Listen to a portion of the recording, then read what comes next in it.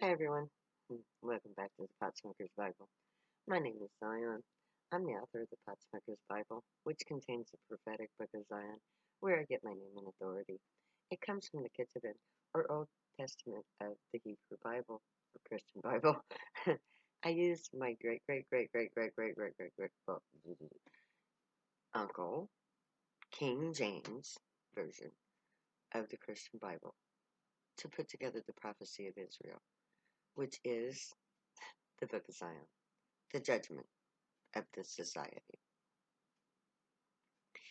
And today, I'm going to be telling you about my dream of Zion. And this dream comes directly from the prophecy.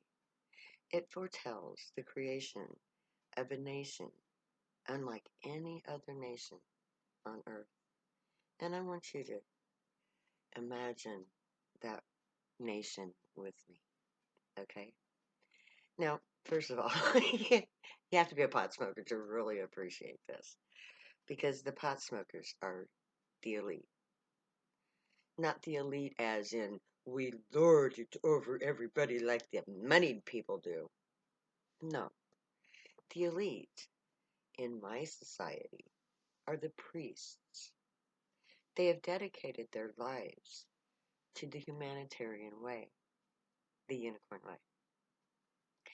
Because the unicorn embodies everything that we should become to be the best people that we can be. Because unicorns are strong, resilient, just, pure in their goodness. They are creatures that embody righteousness. And that's what I seek to embody. Purity, righteousness, good, true good. And I want to build a society that is truly good. And it begins with contact with the gray. Because the gray are the ancient, okay, the reincarnated forms of the ancient gods of our past. Baal is a gray. Issue, of course, is a gray because that's his new. That's the name of my gray that I talked to. But Yahweh was a gray. Krishna was a gray. Indra was a gray. Ishtar was a gray. Shiva was a gray. They were all gray because we make this mistake. We assume that they're naked. They're not naked. They have a suit on that is an environmental suit, kind of like our spacesuits. Only, of course, because they're so advanced, it's like a second skin to them. They're not gray, they're blue. And my dream of Zion begins with a repeat of the acts of Moses.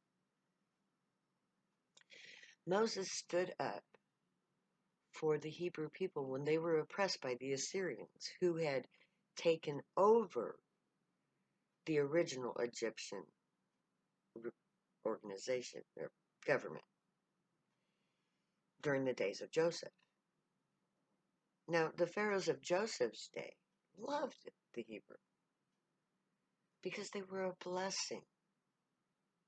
But when the Assyrians came in, they saw the Hebrew as a curse, and so they oppressed them with a cruel oppression. And the Grey, in their infinite wisdom, created for themselves a champion for the cause of the Hebrew people, Moses. Moses was from among the rich pharaohs, the pharaohs. He grew up as an Egyptian, but yet he knew that he was different from the Egyptians because he was Hebrew. And so God chose him to champion the cause of the Hebrew. to free the Hebrew people from the Assyrian pharaohs. And he did just that. He went to the pharaohs and he demanded that they let the people go. And when they would not leave the people go, then the God who had commissioned Moses to stand for the people swooped in and did all these wonderful things with the weather and with science and proved their superiority to the extent that the Pharaoh let the people go. And what did the people do? What was the first commandment that Moses was given to give to Pharaoh? Let my people go out into the desert and go to camp and meet with their God. And that's what happened. When they got out there to meet with the God, then the God took over. Empowered, he'd already empowered Moses, but he was there the whole time.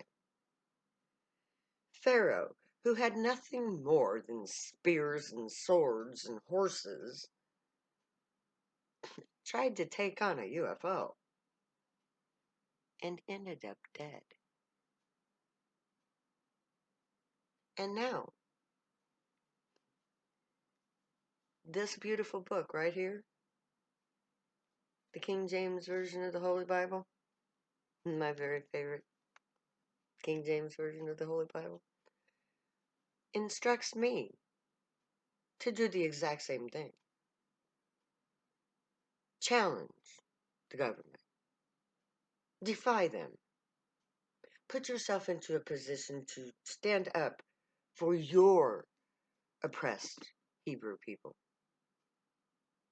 Because just as the Assyrian pharaohs were in the wrong to oppress the innocent Hebrews, so too the United States government is just as wrong for oppressing my drug user people, my Hebrew people, my Zionite people. And just as Moses found a burning bush that allowed him to speak with God, I too found a burning bush that allows me to speak with God, just as Moses did.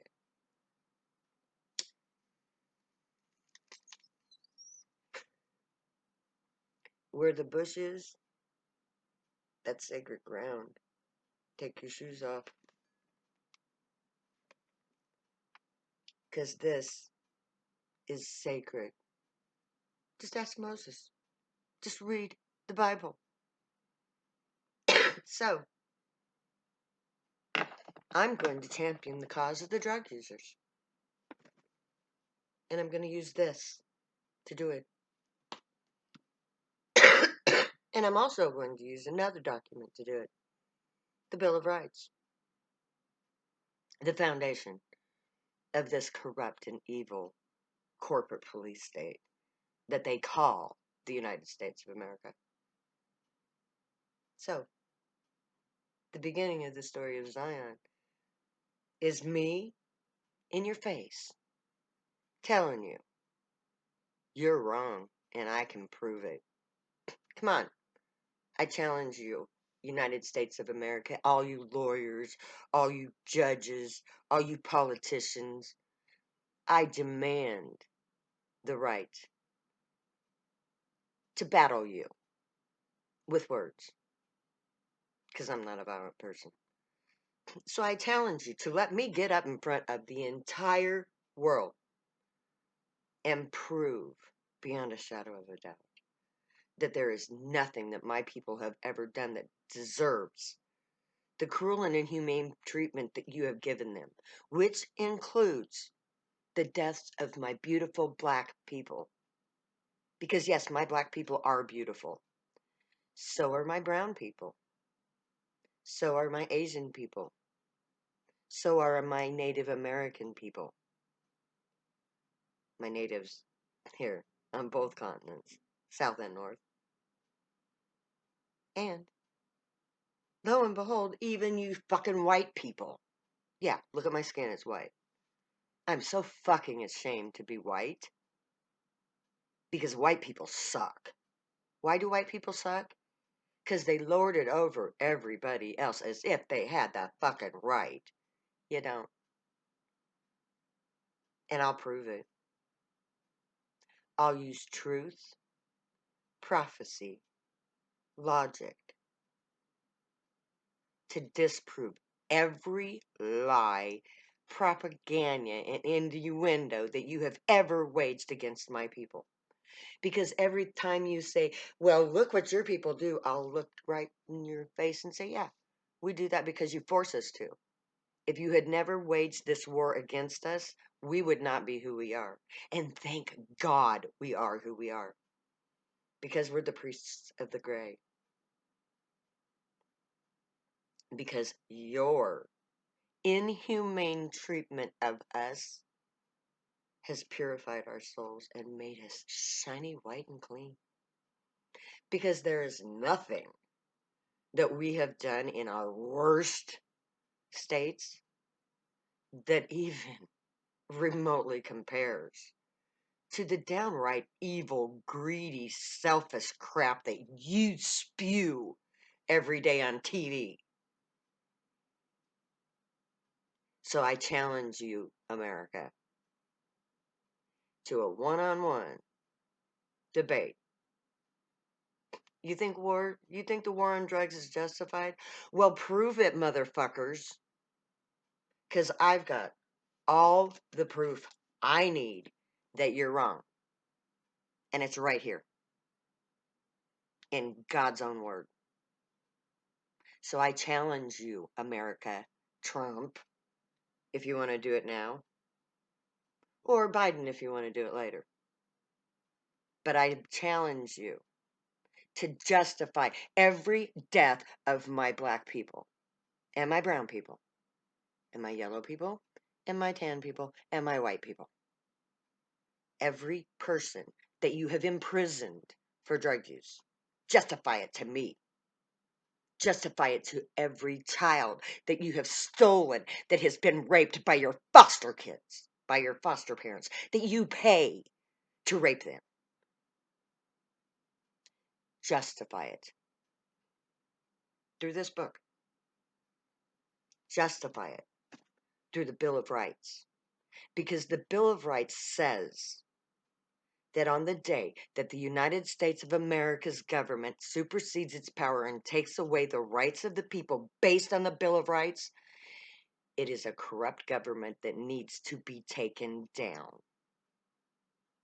So justify your laws. Prove that they're constitutional by the Bill of Rights. Because if you can't, then every citizen of the United States of America who does drugs is obligated by the Bill of Rights to stand up, walk out, and say, fuck you. And we're going to do it the right way. We're going to follow in the footsteps of Moses. We're going to go camping. We don't need your permission because this is a free country. So we're going to take our freedom and we're going to go in a camp out. We're going to do what we're supposed to do. We're going to get rid of COVID-19 in our camp. We're going to quarantine ourselves. We're going to wear masks. We're going to eat nutritious food. We're not going to take stupid, dangerous drugs that kill you. We're going to use our God-given abilities to heal ourselves the right way. And when our camp is free of COVID,